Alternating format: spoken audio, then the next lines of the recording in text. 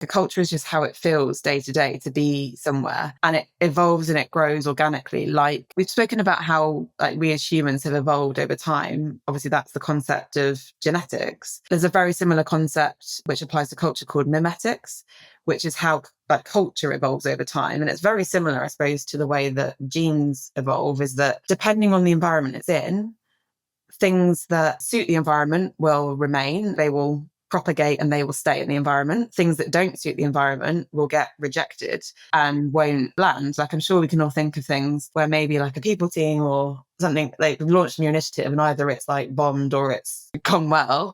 And that's because probably most likely of the environment that it's in. You can't control that environment completely. So you have to acknowledge that you can't ultimately force the culture to evolve in a certain way. But what you can do is be really intentional about what you are doing. So creating an environment where it is safe for people to speak up. Think about what is the environment? How are your leaders reacting when people do speak up? Is that in a way that then is going to help keep the behavior of people speaking up? Or is that in a way that's going to stop that because it's not healthy and it's going to get rejected?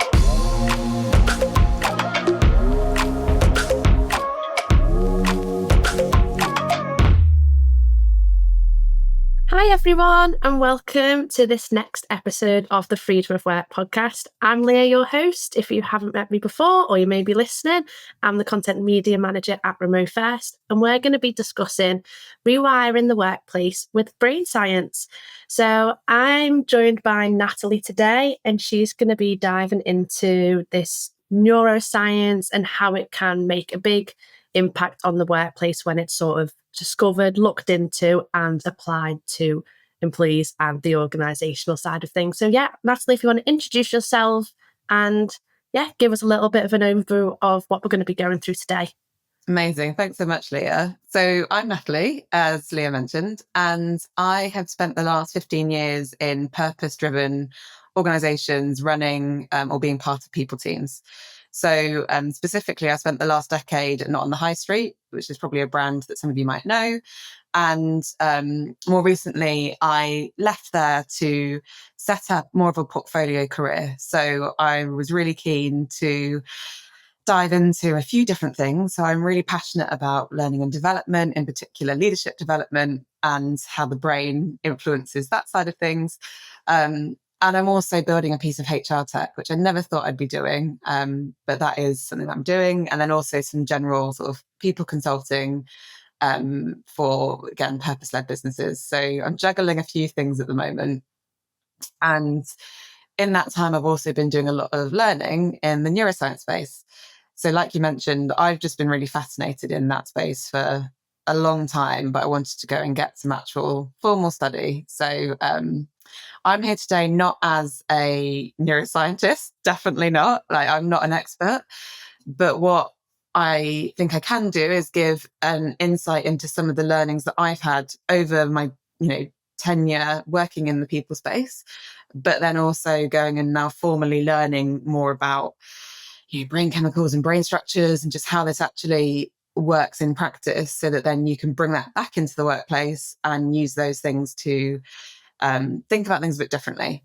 So hopefully it'll be a little insight today, a very top level insight into some of those things. Yeah, definitely. And what actually drew you towards going into the sort of neuroscience part of it a little bit more? So I think people generally have a pretty good gut instinct when it comes to like how people work. And when I say that, like what makes them tick, how they think, like I think you've got to have that good gut instinct to be a good people person. So I've always felt quite instinctively when I've been, doing anything in my work, whether it's like launching a new program, delivering some training, like how to do it in the best way possible to get the best out of people. Which I suppose there's just an instinctive element of, therefore, how is this going to impact people's brains and like how they're thinking? So that's what really inspired me. I was like, right, I've got pretty good gut sense about this, but how do I actually now get some more detailed understanding of maybe the actual science behind it? So that's what inspired me to go and do some learning. Yeah, I think that's it. you can have these different ways of working and trialing, but actually looking at it from a deeper level and actually at the brain, which is what makes everyone tick in the first place, then I think that's a really interesting way to sort of delve in and then start connecting that to the people, the HR side of things. So why do you think it's then crucial for leaders to understand brain science today and bring that maybe into the workplace a little bit more? I think it's probably always been important. So ultimately, leaders and people teams are in the business of managing people. So we need to understand, like we said, what they need, how to optimize to get the best out of people. But why in particular now more so than ever? Because our brains are being pushed further than they've evolved. Like we live like in modern life, we have such high demands on our brains. We are overwhelmed by information constantly. Like the complexity and uncertainty of the 21st century has outpaced the development that the brain can sort of follow.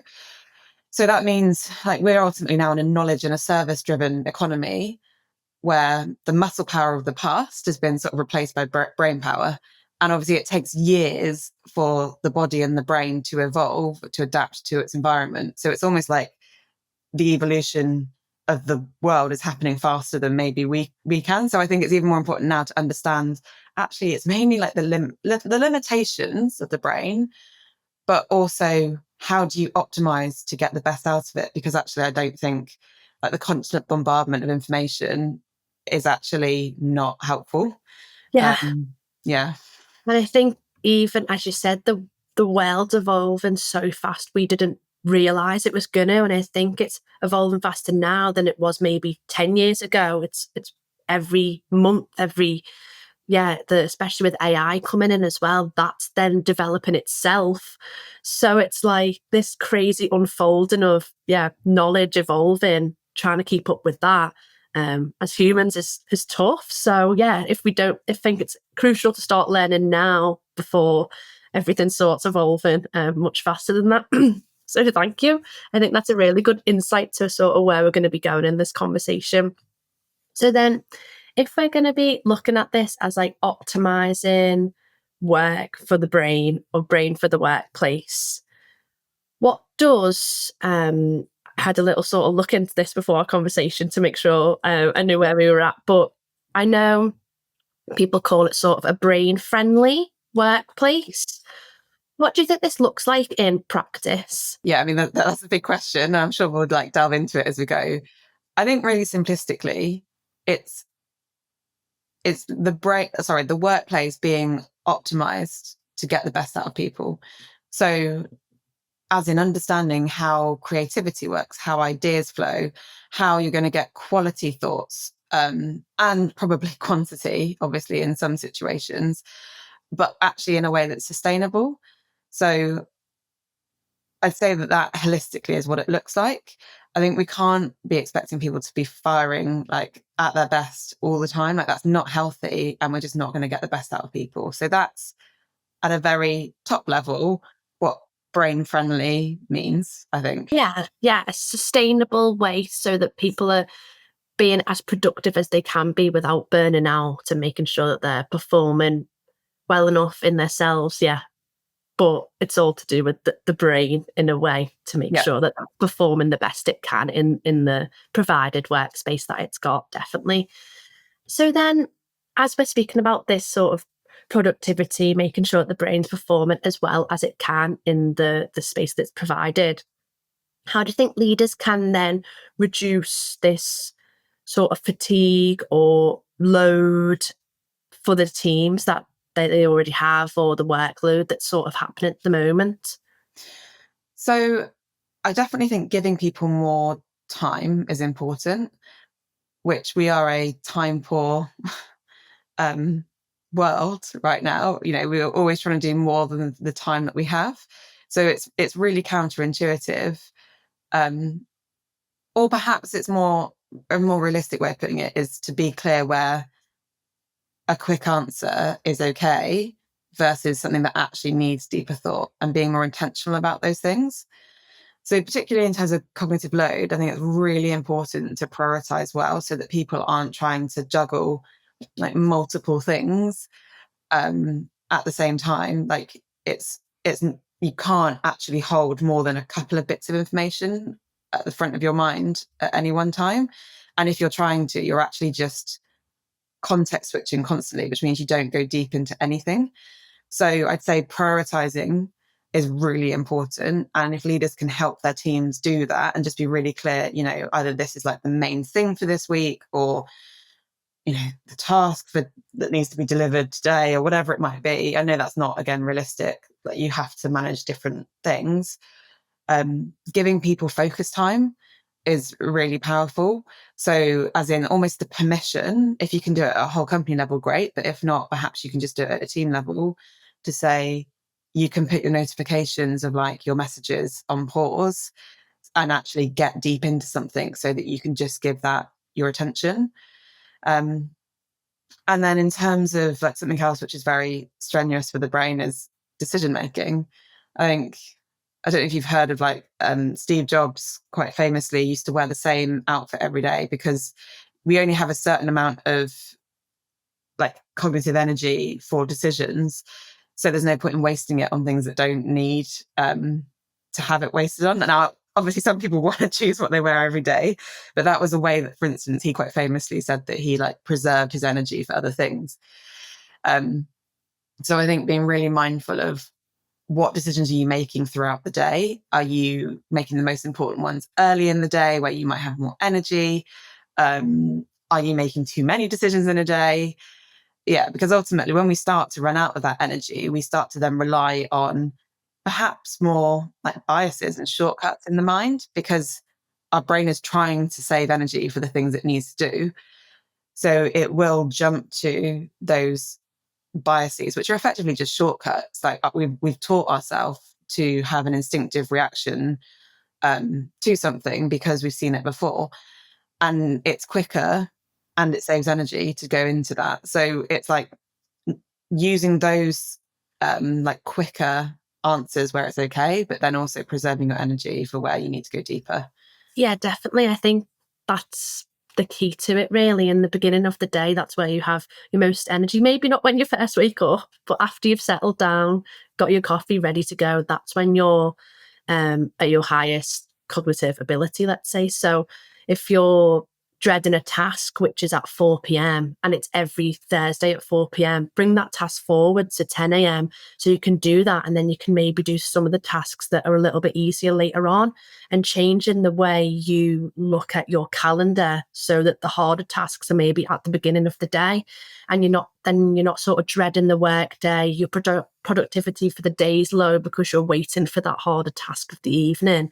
If you flip the way that you're going to be decision making and change the way you're going to be doing your task, it's only going to be more productive for yourself. So I really like that. And then the focus time is definitely a thing. So setting those times on your calendar, having like a 9 till 5. And then if someone books it outside of the hours, they're going to get a notification saying you're booking a meeting outside of Natalie's calendar, which makes them aware of your time, and it makes it a little bit more conscious. And I know on Slack, you can pause notifications after a certain time. So especially with distributed and global teams, there's going to be people all over the world messaging, and just making sure you've got those notifications paused. So especially if you are working from home, it's hard to sort of disconnect from your laptop. So having that time to be focused and to not be focused, I think, is great. And then I was just going to jump back in actually on the point we were saying about decisions, because maybe I've made a bit of a generalization there when I said that everyone might make better decisions in the morning. Like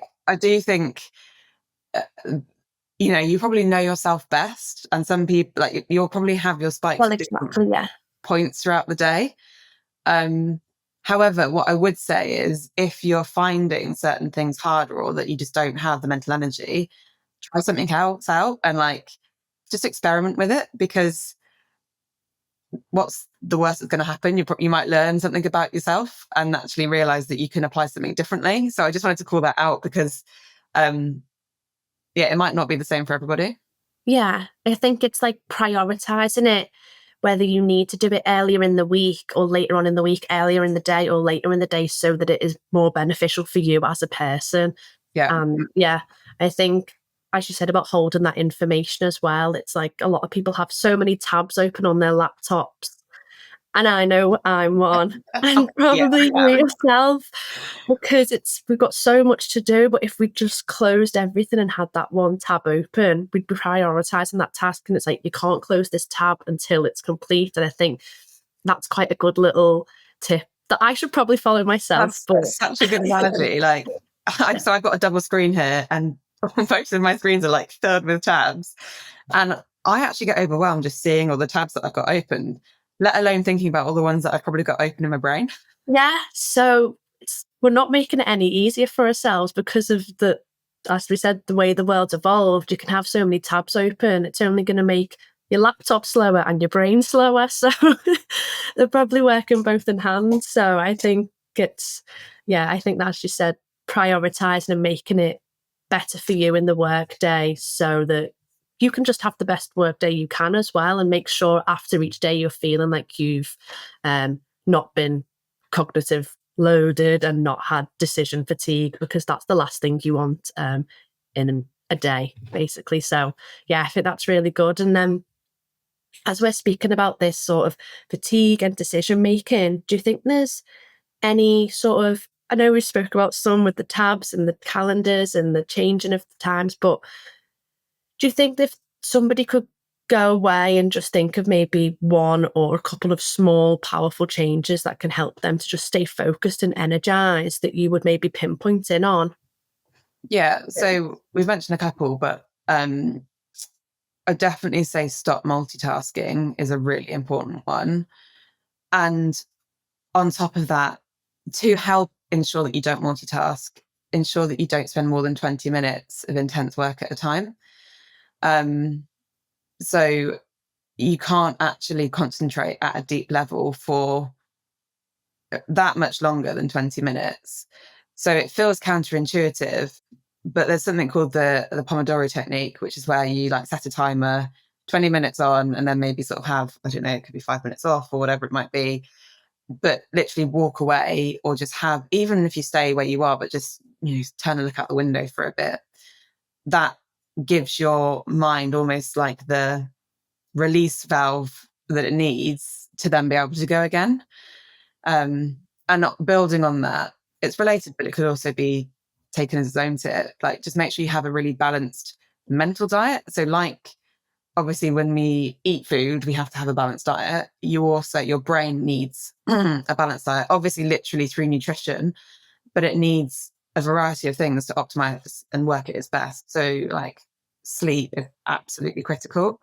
Even napping is actually like beneficial for the brain. But what you have to do is make sure that you don't nap for any longer. Like a 10 to 20 minute nap is fine. But if you go any longer than that, you need to then extend it to 90 minutes. Otherwise, you're going to wake up at a point where you're going to actually feel groggy and worse. So sleep is just like absolutely critical. Exercise, again, really important. I won't get into all the reasons why, but just making sure that you have, then also time in. So mindful time where you are, maybe it could be meditating or yoga or doing an activity where you can be mindful. You also need time completely off. So I think people can sometimes think that that is time in, but it's actually different. So time off or downtime is where you basically have no goal at all. So that could just be like you're looking out of a window, or it might be a folding. I know it is a task, but like folding your laundry or doing your washing up, whatever it is, like those things are actually really important for the brain. And by the way, these are all from the Neuroleadership Institute, which is who I've done my study with. So I definitely don't take credit for the sort of the study that's been done into this. But they also then say that you should have playtime. So that's a really important space for you to like embrace almost like creativity and test things out and see like what might work in another situation. Connecting time is really important. So social relationships. And then you do need some focus time.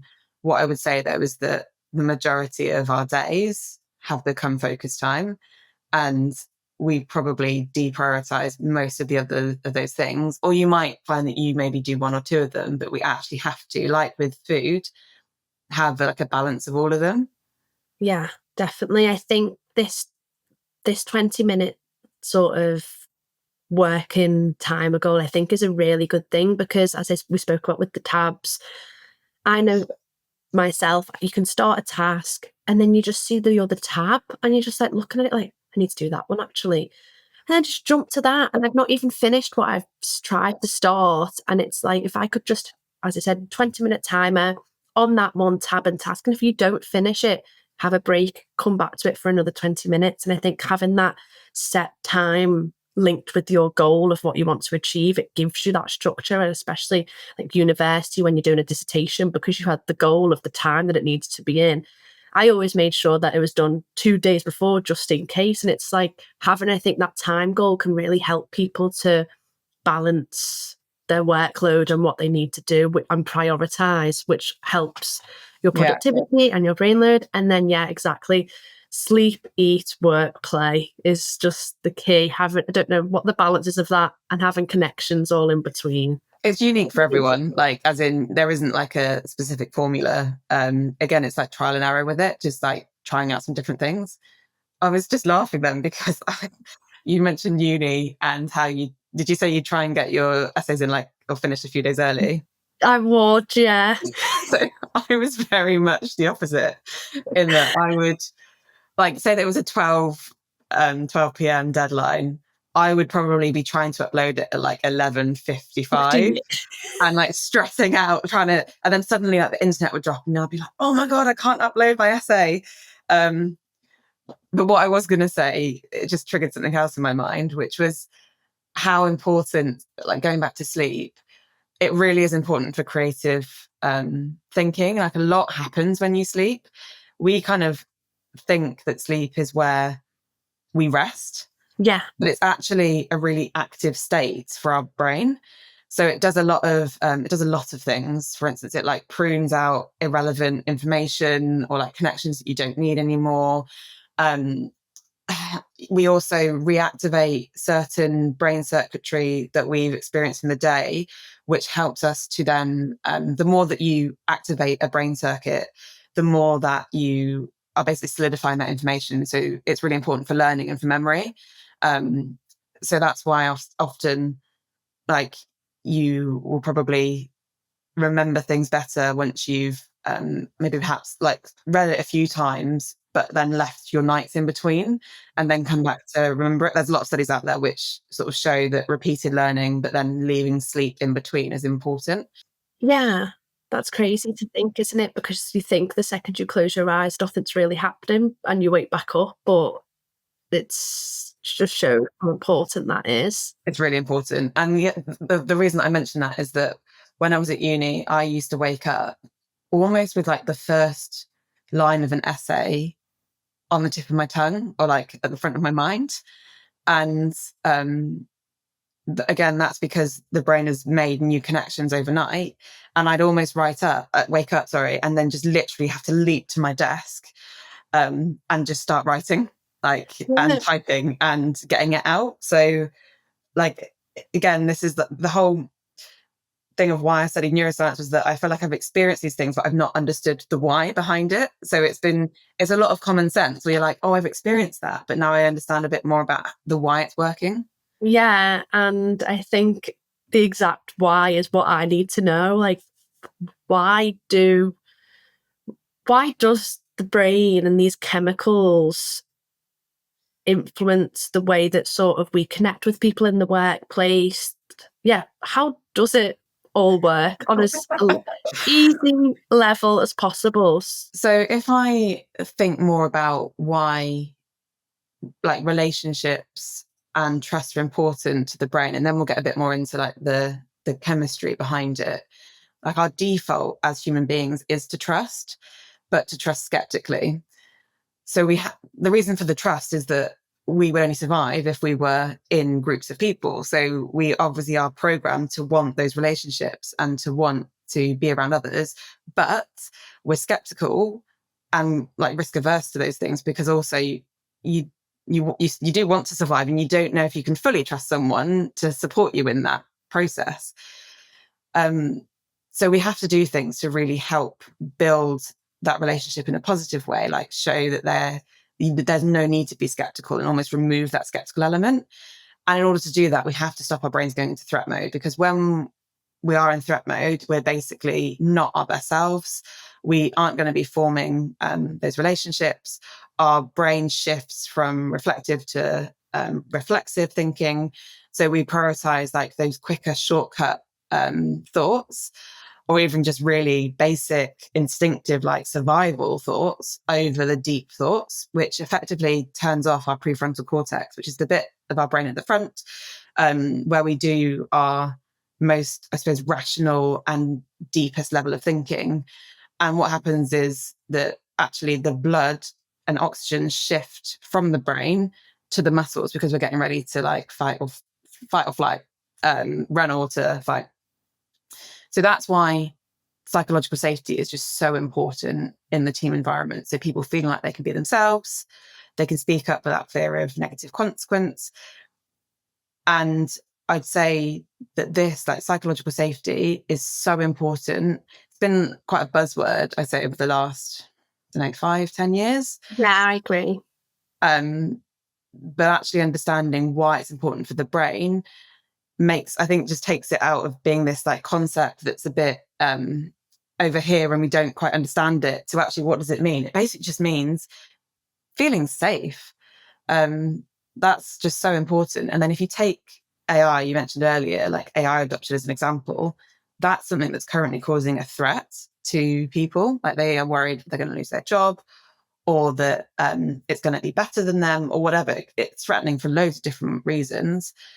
So actually making sure that people feel psychologically safe and have trust in their team around them, and that their manager trusts them and vice versa, is so critical to then counteracting that threat, that brain mode that's going to trigger if you are in that threat state.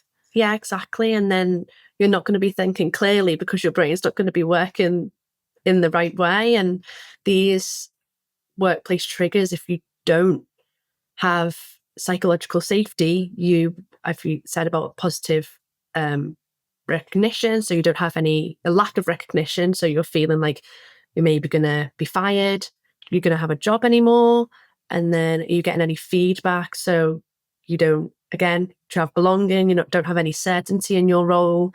It's that sort of uncertainty and maybe sudden changes to a job. You see people around you being fired. It's like the constant threat of something that you currently have going suddenly. Or you can see management getting a little bit harsher on things, and it's just like seeing little changes that can trigger how you react to something. It's really hard because ultimately, like I said at the beginning, we are in a world where it's really complex and it's constantly evolving. So you also can't you can't fully take away the threats that exist, as in the brain wants certainty as much as possible, but you can't give it certainty.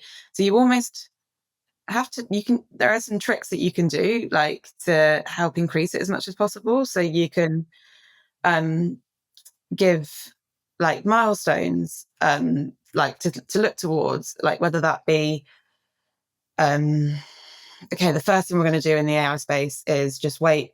We're gonna just do some basic learning, and we want to achieve that by 3 months' time, or whatever it might be. That gives at least a point for the brain to focus on, and can take away thinking about the threat beyond that in the immediate future. It's not like perfect, but it certainly is a bit of a hack to helping to move from that threat state. I was going to jump back into, you mentioned about like the brain chemicals and how they work. Again, really complicated, but I'll just touch on a couple and almost like what role they play. Yes. And just how they're important then in building that trust and collaboration. Perfect. So oxytocin, we've probably all heard of like oxytocin. It's known as the trust hormone, and this is released when we feel really safe and connected to other people. I had a baby last year, and I was induced, and I don't know if you know this, but one of the main hormones that actually triggers your contractions is oxytocin. So when you're induced, they basically pump fake oxytocin into your body. Okay. Yeah. So it's like that. Ultimately, that is what it's doing. And I suppose that's your body, like priming itself, saying it's safe, saying that we're like you can deliver your baby and it's okay for them to come now. So I just thought I'd mention that because it literally brings to life just how important that chemical is.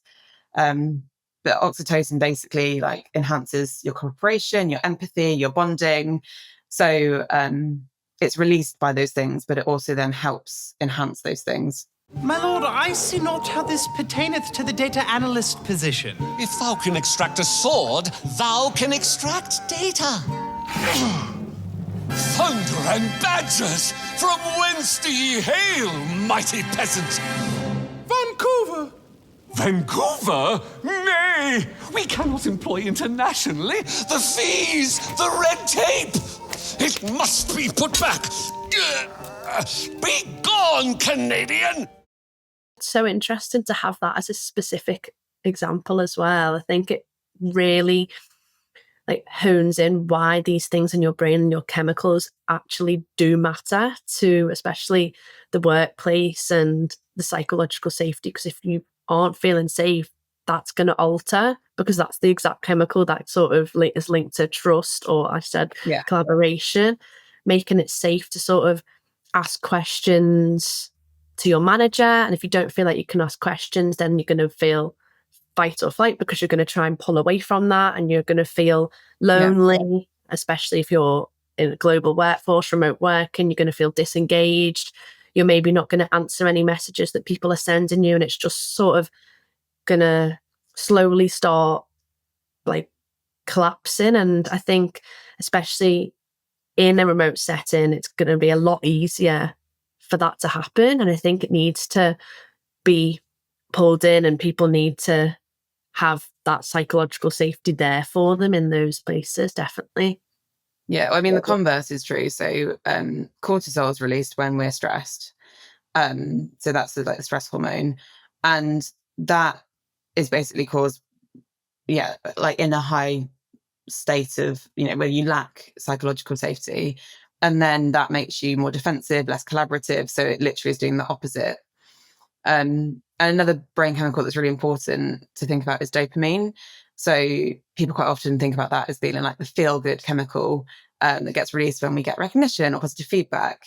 And that's basically then it's a self-fulfilling prophecy or a cyclic nature where it motivates you to repeat behaviors that then strengthen relationships. So these are the sorts of chemicals that are, I suppose, at play when you're thinking about trust and collaboration. Yeah, definitely. It's really interesting to really hone in on the specific chemicals, because I think a lot of people just think that it's their sometimes personality that they don't trust people enough, or they're feeling anxious, but it sometimes does just come back to something that's as scientific as the chemicals in the brain. So if we're sort of speaking about these different behaviors and things that can happen in the workplace, and things can happen that can maybe trigger that fight or flight, we obviously want to create this psychological safety for everyone that's in the workplace. Do you think there's any sort of ways that leaders can create environments to trigger positive brain responses? Yeah, so we've already mentioned a few of them. Positive feedback is obviously one. I think that's really important. And that triggers obviously the release of the dopamine. What else? I think coaching is really important. So coaching at a basic level means helping someone to figure something out for themselves, rather than telling them, as like the opposite to teaching. And coaching is really important because that's going to help people create stronger brain like connections between neurons than if you're just told something. You don't have to put the effort into figuring it out for yourself. There's less chemicals released in that process. Therefore, it strengthens those it makes less connections, but it also strengthens them even less. So I think coaching is really important, because when you do have that moment where you realize something yourself, you tend to get you also get a dopamine hit. You're like, that and it feels good when you realize something or you make that connection yourself. So effectively, leaders designing for coaching, and in particular metacognition. So that's space for people to self-reflect, think about their thinking. How did they reach a certain revelation?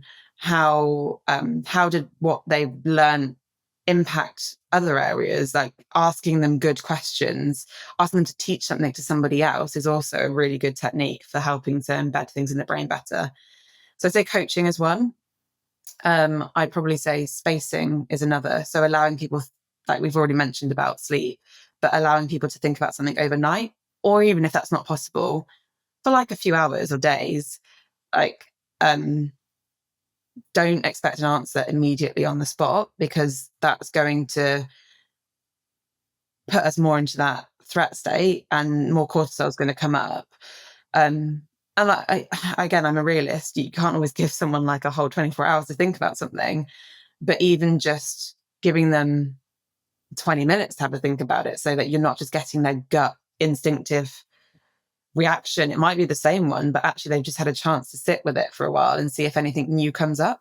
Yeah. So those are a couple of practical things I'd say. Yeah, I really enjoy the coaching one, and I think there's no better feeling than working out something or finding an idea and maybe seeing that perform and it being successful, whether that's even something as small as like a brain gym exercise like Wordle, and you find the word. That little dopamine rush when you find it and you get it is just like such a nice feeling that you've got a little bit of accomplishment. So if you can have that and coach people, make them better at this type of thing, then they're only going to get more dopamine, have better work situations, and have a more of a positive work experience. I think that's really nice. Look out on that. And then, yeah, as you said, just giving people a little bit of time and space. There's nothing worse than if you're in the workplace and someone just says, "Oh, can you just come for a quick meeting?" You're like, "What?" Oh yeah, that's awful. Yeah, literally right now. So that's ultimate fight or flight. You're going in, you're thinking, done something bad, or you're getting fired. There's not really anything positive that's going to be happening. Then it's just like, "Oh yeah, I just wanted to speak to you. Really like that work that you did." You're like, couldn't this have just been said really in a nicer way? And it's like managing the way that you're speaking to people and giving them enough time to respond in a way that makes sure that they're constantly feeling like psychological safety. Because as you said, the second you don't, you're going to start to draw away. And going beyond that to then actually get the best out of people. So moments of, I mentioned earlier about when I woke up and just had my essay ready to write. Where do you find that you have your best thoughts? I think it's like late morning for me, really, because that's when I'm ready, sat down, and I'm locked in. Okay. But then sometimes I'll go the complete opposite way, and it'll be after tea, about 9 p.m. And because I'll probably be chatting with my partner, Tom, and then that sort of fuels it as well. So sometimes it'll be those alone moments, but sometimes speaking to him, it's like, oh, everything's just clicked. And then I'm ready to go for the morning, really. Yeah. So those aha moments, again, they feel really good, but they are so important to our most creative thinking. So for me, I tend to get them either literally as I wake up, or when I'm in the shower. Yeah, it's a good one.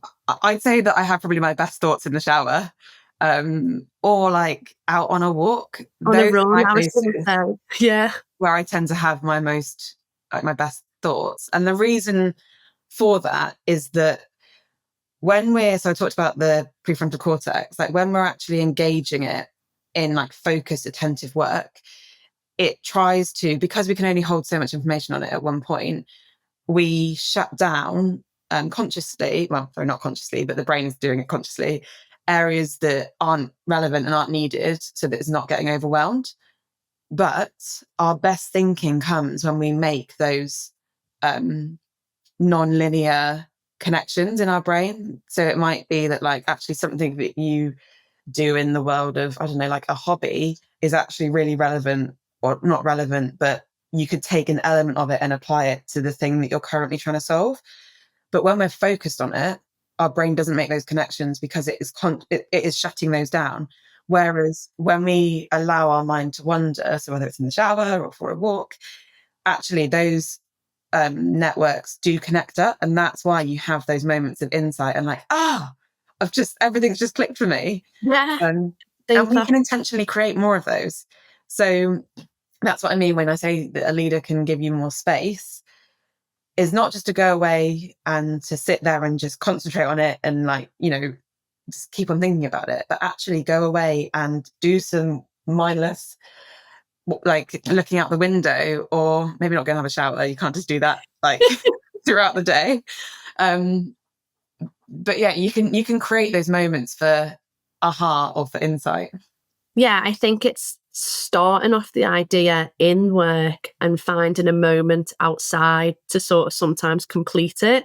You don't realize that you need to, and then it like sort of all clicks. And then on the next meeting with the next person, you're like, I found out everything that I needed and everything clicked. And that's also a really good moment. That's quite similar to having like the Wordle, for example, but like just completing the little small puzzle that you needed to sort of finally end that little bit of the task. It's like such a nice thing.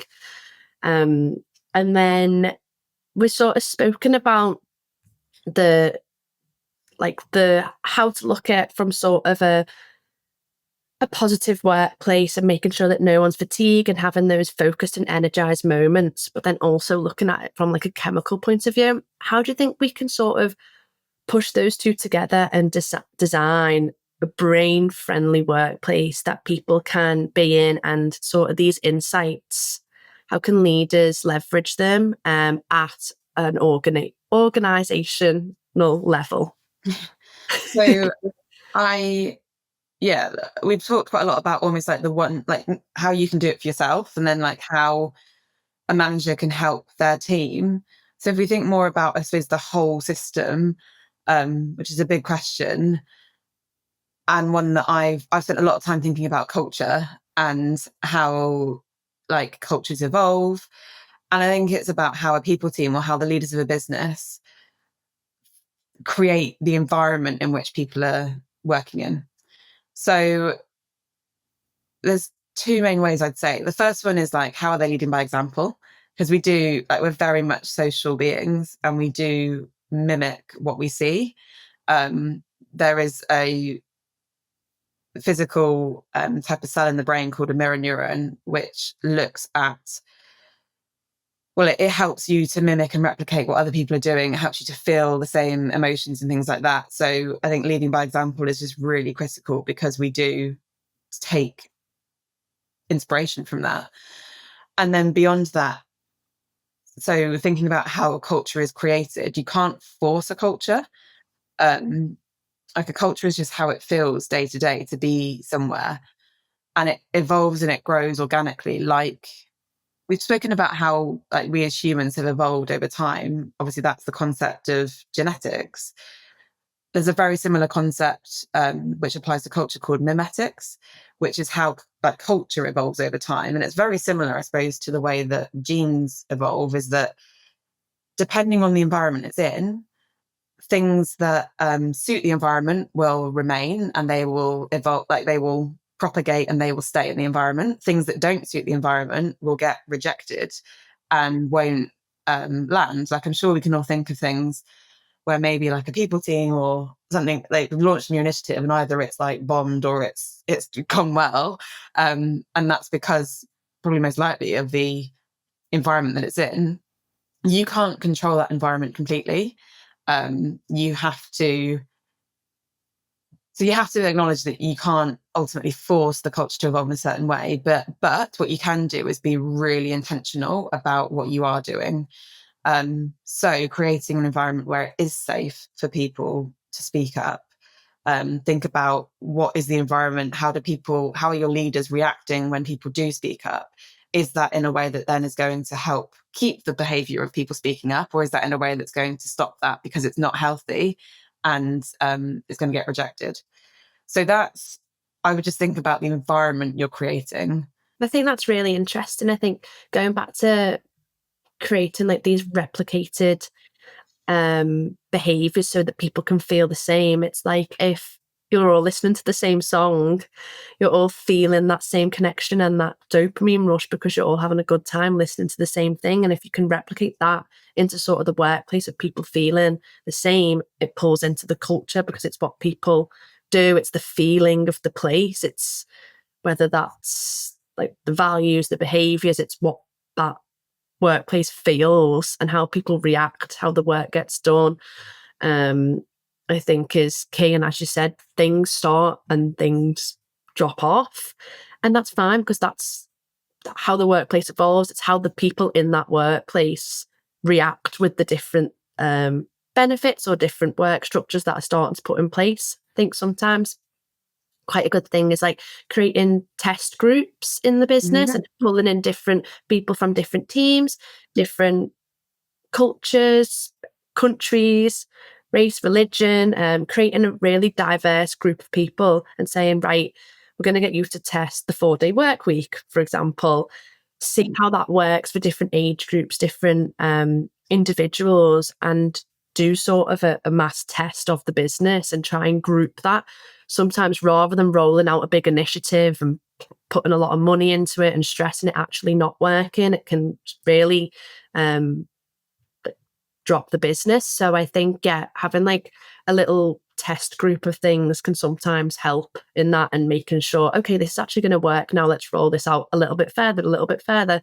Some of the people that aren't having the 4-day work week may be a bit upset because they wanted that, but it's a good way to trial that and maybe start little things that may help the business, because if people are feeling the culture and they believe in that, then they're only going to be representative of the company as a whole. I'm a big, and this could be a whole other podcast, but I'm a big advocate for the people as a product mentality. I don't know if you've come across, So basically taking the principles from product, so like user research, iterating, MVPs, like I'm not doing that justice at all, but basically lifting those things and putting them into the people space, because it is the same thing. Like the people experience is a product. So you need to understand what your users want. You need to test it and actually to then develop something that people are going to actually appreciate and need. But that's a whole other thing. Yeah, I've actually got an upcoming podcast about this. So thanks for that. Great segue. And then do you have sort of an example of an initiative that maybe intentionally evolved its culture to be more of a brain-friendly workplace? Yeah, so I'm going to pick one that we did at Not on the High Street. We really wanted to increase accountability, but in order to do that, we didn't want to do it in a way that came across as really threatening, because obviously, as we talked about, that's not going to be healthy for the brain. You're not going to get the best out of people. So we took the first step towards that was about increasing trust. And you can't just say it, like you need to show it. So a very, very small scale example was that we introduced a live Q&A into the business, where that basically meant that leaders couldn't prepare their answers in advance. It might not be that brain friendly for the leaders, I'd say, because it's definitely putting them on the spot. But it was really powerful in that it just like trust in the leadership team shot up, because there wasn't any political like spin or like you were speaking from what you genuinely thought and felt, rather than having time to really craft your answers. So that's just one, I think, small example where we very intentionally wanted to work with people's brains. One thing that actually didn't work so well in that example was that we initially wanted, we did it all. Some people could shout out questions if they wanted to, but we also used Slido, so people could like ask questions on that live. And what didn't work was we wanted everyone to be non-anonymous in the questions that they were asking, because we were like, well, we're being really honest and open and transparent. We want you to be. And sometimes like it was kind of felt like you could hide behind your question if you're anonymous, or maybe ask something a bit, you know, spicy, or perhaps just a bit more bluntly. So I think the intention was right with that, but we did get feedback to say that like people want to ask things that they're still worried about what the repercussions could be. So back to that psychological safety point. So then we did say we really want people to do it anonymously, but if it's something that a topic that's particularly controversial, we'd rather have the question than not have it. Yeah. I think that's the important bit. It's like, because we're trying to be accountable in this instance, we want everyone to be accountable for their questions as well. So it's like having that balance. It's like, well, actually, we want everyone to ask the questions, but some questions do get a bit uncomfortable and we still want to hear them, but we don't want people to not ask them and then feel that they don't have psychological safety because they can't ask the question that may give them psychological safety if they just found out this answer. So it's like trying to find a good balance for that. I know people have like the ballot boxes and they're all anonymous and then things like that. So I really like that example. Having the leadership team be able to just answer on the spot and not have a biased answer that's been well written, well revised, I think it is a nice option to have. So having that, maybe the blunt and maybe a little bit scarier questions on the anonymous, but anything else, definitely just open, hands up. It was quite full on, like, don't get me wrong, it definitely got my heart pumping and my adrenaline going. But it was also quite freeing in a way, because I was like, I can just give my honest view. So it was quite, freeing. And that's nice for the employees to stay in the business, because then they're putting their trust in you because it's your open opinion. And having that, if it is sort of a face-to-face conference, people can see your genuine reactions, your genuine behaviours of how you're acting to that question. It's not sort of hidden behind a text written thing in Slack or something, or it's genuine reactions and creating genuine sort of connections there. So I think that's a really nice example to creating a little step into a more brain friendly environment there. So looking into the future of, I know we've said it's dramatically evolving. Do you think that neuroscience will continue to shape the future of work and leadership? I really hope it does. I hope more people take the time to understand like how it impacts the workplace. And the specific reason that I really hope that it does is, we've talked about AI, and obviously like with the time that's freed up perhaps from the efficiencies that are created by AI, I really hope that time then isn't just crammed full of other things, like that businesses don't see it as, okay, well, that's now being, obviously I'm again a realist, some of that time will be used by achieving more, but actually I really hope that time is given intentionally for people to do better problem solving, to have the time for the creative moments of like insight, to have a more balanced mental diet so that they are also personally like healthier, but then they can bring better thinking into the workplace. So I don't know is the answer, but I really hope so. Yeah, I think we spoke about it, but things like AI, because that is in the future, that then creates time to have automations and things that you don't have to do daily as a task that maybe you had to do before, which gives you time for that creative thinking and focus time. So in a way, I think that will also shape giving us time to focus on things that we can only do rather than AI. So mixing that AI with human thinking is going to be the future, definitely. But obviously with all this thing, there's obviously going to be some sort of ethical considerations. Is there anything that maybe if people are wanting to have a look at neuroscience and maybe apply that to the workplace a little bit more, is there anything that you think they should keep in mind before putting anything into place, or anything they should consider beforehand? Yeah, so actually we probably highlighted one earlier when we were talking, is the concept of like generalizing versus personalizing. So I think it's quite easy to think that you've understood a concept and that now everything is done in that way. And actually, like, it does, like, neuroscience offers insight into the common brain processes, the chemistry, the brain structures, but every single person's brain is unique. So we cannot assume that it works in the same way, that you're going to have the same reaction. So we have to avoid overgeneralizing or making assumptions about people and their behavior. Like, it's still really important to get to know each person and try to understand at an individual level, like how it is that they think, how they take in information, what motivates them, all of those things. Because also what neuroscience doesn't account for is personality and like what you're interested in. So I think it's really important to not generalize. And on that note, also remember that there are going to be a set of diverse needs in the workforce. I have not done any study into like neurodivergence and how differences in that space then create differences in the mind.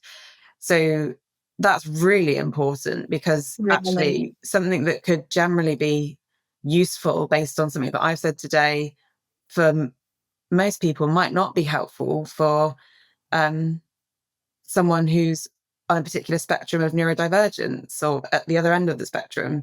So I just think that those are really important things to remember. And that's probably where I want to study next, is more into neurodivergence. Definitely. I think that generalization is something that no one wants to do. Everyone has their own ways of working, their own times that may be more focused. People might work better if they're working into the evening. People might work better if they're starting at 5 a.m. That making sure that people are the most productive with the way that they're working, and making sure that's not being generalized, and sort of going back to that, that the brain is different for everyone. So that needs to definitely be considered.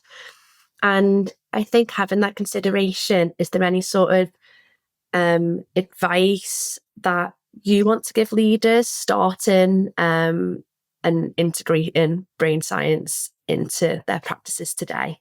I think doing some reading and some learning, but from some reputable sources. Find out some key books to be looking at. I've already mentioned the Neuro Leadership Institute. They do free webinars every week, which are a bit of an insight into how you can apply neuroscience in the workplace. Also follow thought leaders in this space. So Amy Brann is a really great thought leader in this space. She's been practicing, I think, for like 20 or something years in the learning and how to apply neuroscience in the workplace.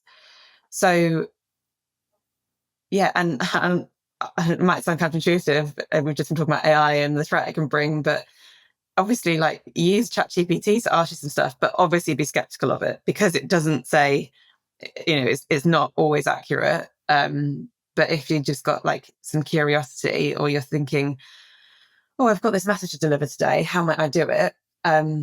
Ask ChatGPT, how can I do it in a brain-friendly way, and see what it says, but do take it with a pinch of salt.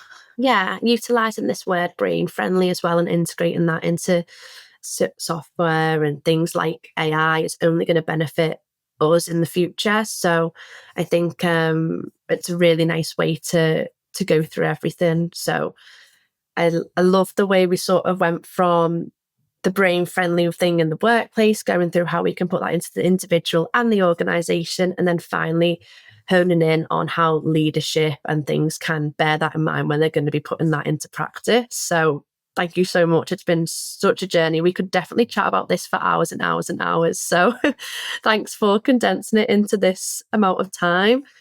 I'm not sure whether you have a little maybe brain-friendly challenge that listeners, leaders, employees, CEOs could try this week just to get them started and get them thinking about neuroscience in the workplace? Super simple one. The next time you get stuck on a problem, walk away from it and do something else for a period of time. Okay, I absolutely love that. I think that summarizes a lot of the things we've spoken about with focus time and having moments to think, but having moments to engage. I think that's a really nice summary of everything. So thank you so much for joining me Thanks, on Leah. this episode of The Freedom of Work.